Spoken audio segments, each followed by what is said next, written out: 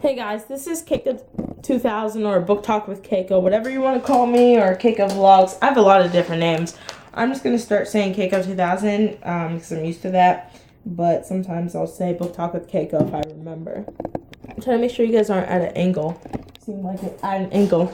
Alright, we're going to be reading Diary of a Wimpy Kid again.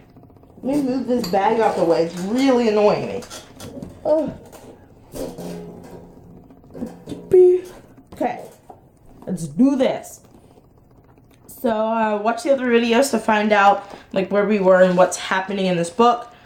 I'm just gonna recap by saying this is the Diary of a Wimpy Kid. It's talking about how the movie was made and some techniques and difficulties and things that they had to do in order to make this movie.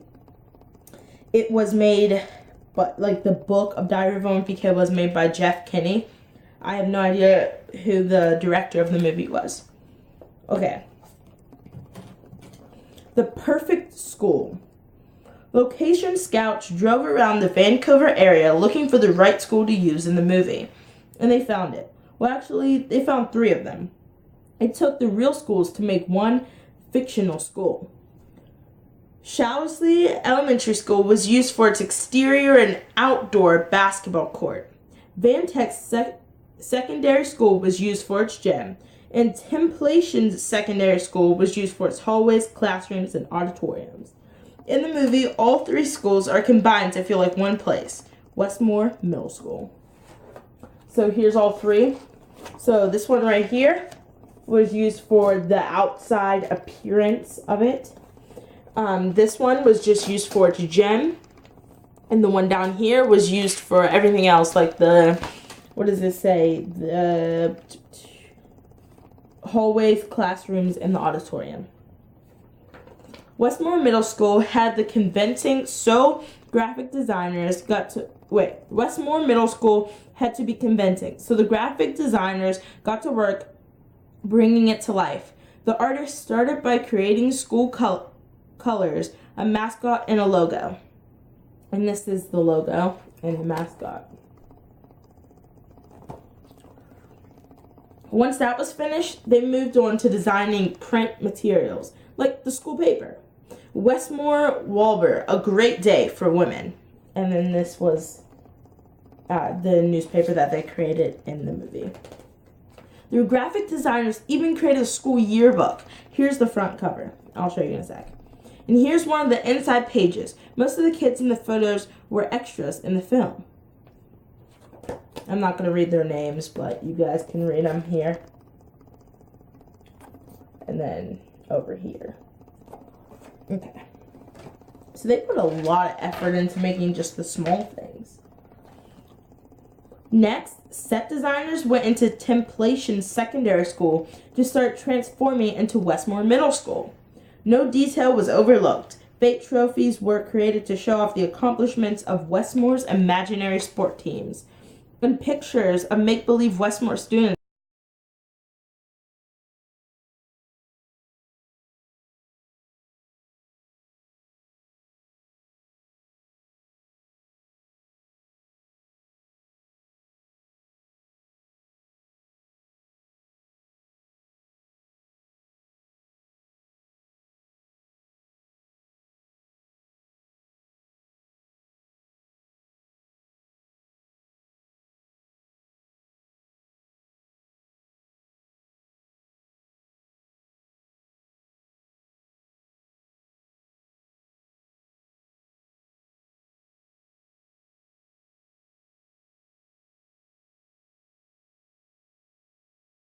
how they blended it together to look old. Of course, no school would feel complete without posters and student-created artwork decorating the walls. Here are a few of the items that you'll see posted on the bulletin board in the hallways. That's what you could see over here. Here are some posters supposedly created by Brian Little, the school cartoonist behind the Wacky Dong comic strip. The graphic artist made sure to use the materials students could get easily on their hands, like poster board, colored pencils, and crayons. You might remember that Greg Heffley entered an anti-smoking poster contest for the book. Be on the lookout for some of the other entries in the movie. And then, guess I shouldn't have smoked under it. And here's what this is. To create artwork that looked like it was made by middle schoolers, the graphic designers had to seriously suppress their talents. When you smoke, Mommy, so do I. Kiss me, I smoke. And that's the pictures they have. And so they're saying they had to suppress their talent and make it look like a middle school type thing that would be drawn by middle schoolers. There were lots of things created for the movies that are only on the screen for a split second. Here are some of Rally's Zooey Mama comic strips.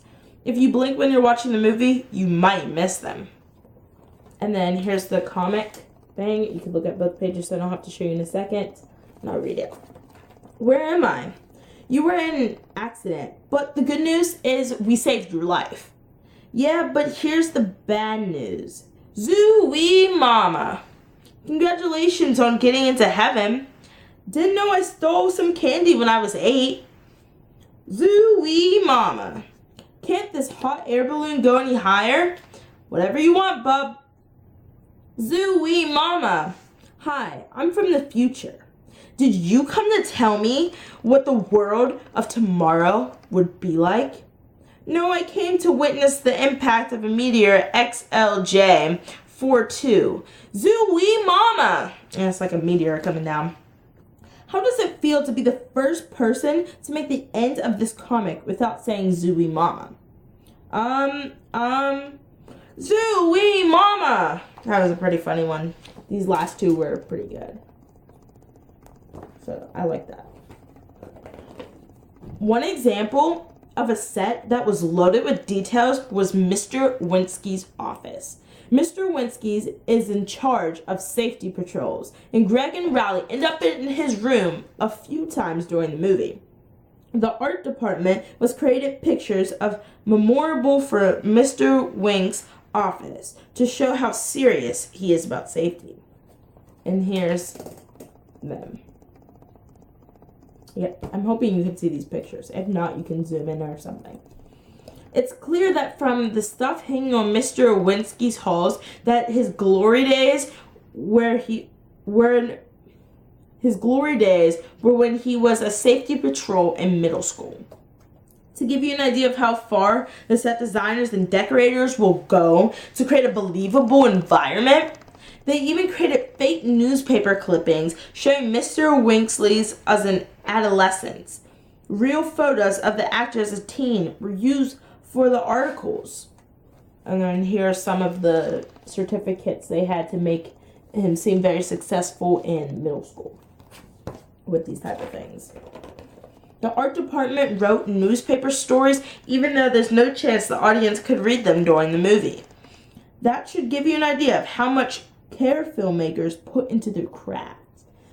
And these are some of the articles that they know no one would ever read. Winsky honored. And then, yeah, so here's just some more and some more. Wow. They put a lot into this.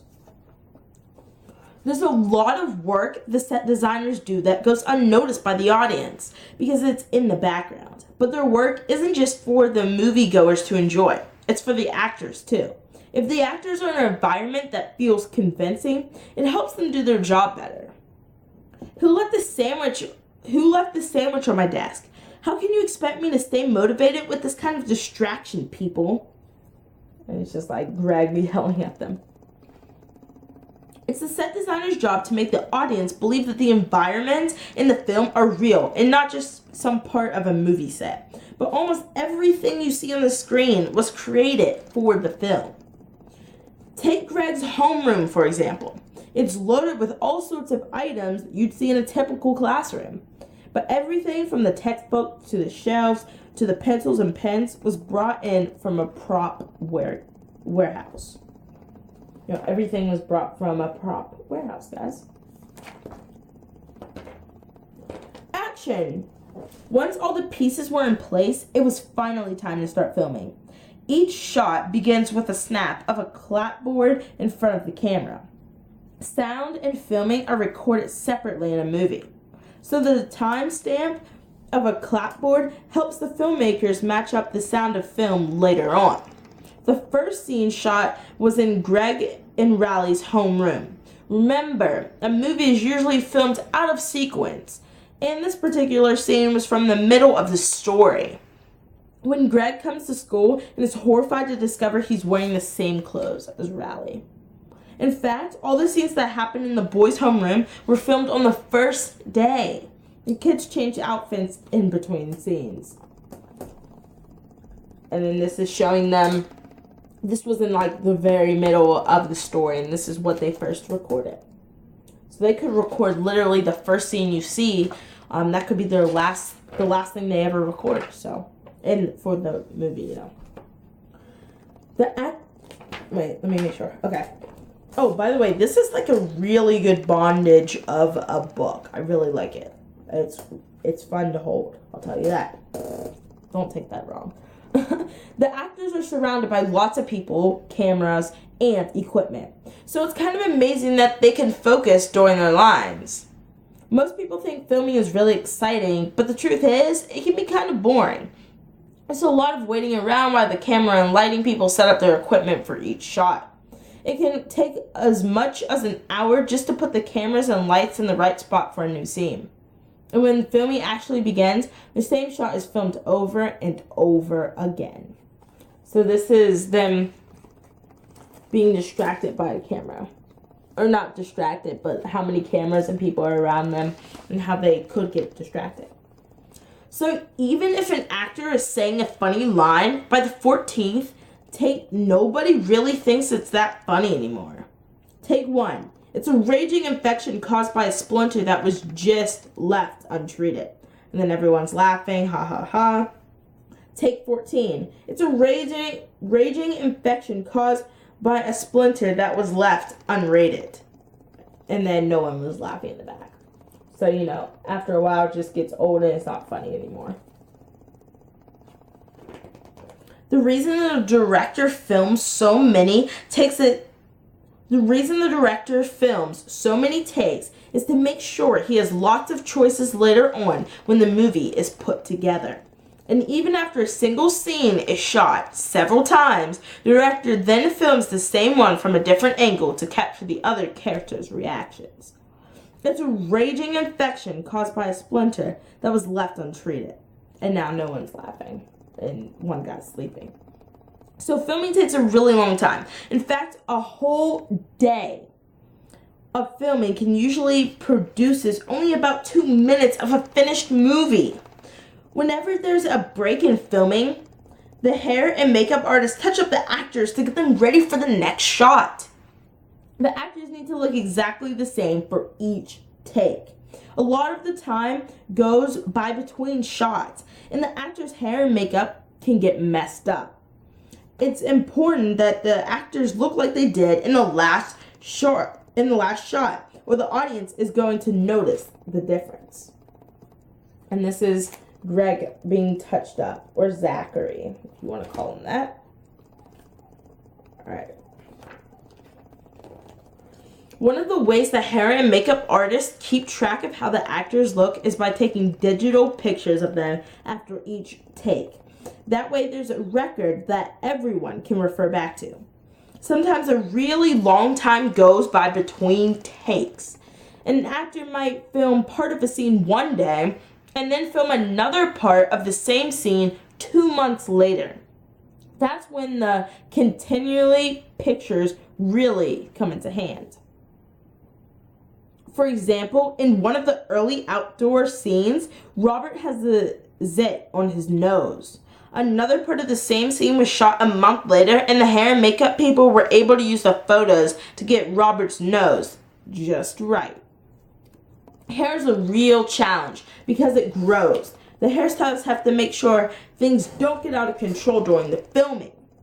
I'm the one who broke his hands, and I'll show you the picture in a sec. The actors have to get regular trims so that their hair stays more or less the same length throughout the movie. You're all set. Can I get a lollipop?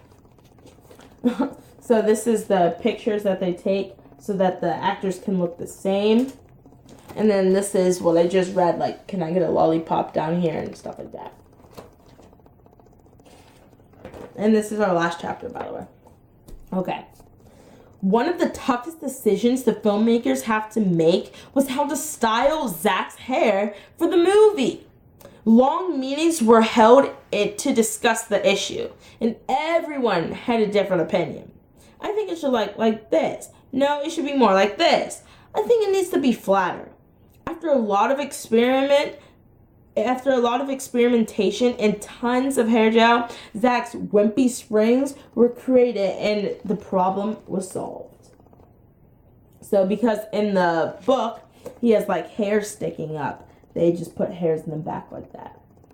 So you can see it on the front cover too. Okay. And then Zach's, face down there showing the hair. The hair and makeup artists don't just make the actors look good. Sometimes it's their job to make them look bad. In one case, the makeup artist needed to add fake pimples to an actor who didn't have any. And in another, the hairstylist needed to figure out how to give a mullet, to a teenager who had short hair. And this is them. And that's the end of the chapter. I actually have a post-it note, I guess, already in there, where we're going to put our shark bookmark. Now, I want to give some shout-outs to some things I just made, and I hope you guys enjoyed that chapter. Let's go over it first. So basically, it talked about the hard-hitting thing. So it talked about finding the perfect school and how they used 3 different schools. And then they had to find a mascot and do school colors and just, decorate all the rooms. Then they talked about how they made newspapers and put in these small details in the backgrounds. Then they talked about wardrobe, the lighting, how the actors focus, and basically all these chapters were literally about the little stuff that they did, how they took pictures, how all the actors had to look the same. So that's what we just read about. Now the shout-outs I want to give to is, it will be all in the description down below, but I have an Instagram. It's called Keiko2000. And so if you guys want to follow me on that, that would be awesome. So go check out Keiko2000 and you'll be notified about different things and stuff. And so I also have another Instagram that I share with 3 other people. It's called KRTG Skits. And that's my skit channel, but it's a skit channel Instagram. We already have 2 photos up. Hopefully 2 more by next week. And we're going to be posting, I guess, weekly every time we get done with the skit. And our skit channel is growing, so that's really cool. And we're happy about that. And we also have a Vine for the skit channel, so if you want to look up KRTG Skits on Vine, you can go check that out. And we'll be coming out with videos as soon as we feel it's ready and possible. Alright, that's all the shout outs I wanted to give. Thank you guys for watching, and bye.